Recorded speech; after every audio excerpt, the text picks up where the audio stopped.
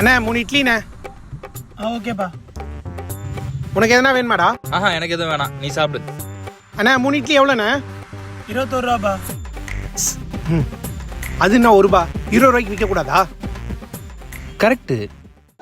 நீ 1 ரூபாய்க்காக பார்க்குறியே, இங்கே ஒரு இட்லி 7 ரூபாய். இதே நீ 5 ஸ்டார் ஹோட்டலெல்லாம் போய் சாப்பிட்டனா ஒரு இட்லி 25 ரூபாய்க்கு விற்பாங்க. உனக்கு 7 ரூபாய்க்கு இட்லி கொடுத்து, அவன் சட்னி கொடுத்து, சாம்பார் கொடுத்து, உனக்கு வடகறிலாம் கொடுக்குறாங்களே, நீ அந்த 1 ரூபாய்க்காக யோசிக்கிறியே, சிங்கமாக இருக்குடா.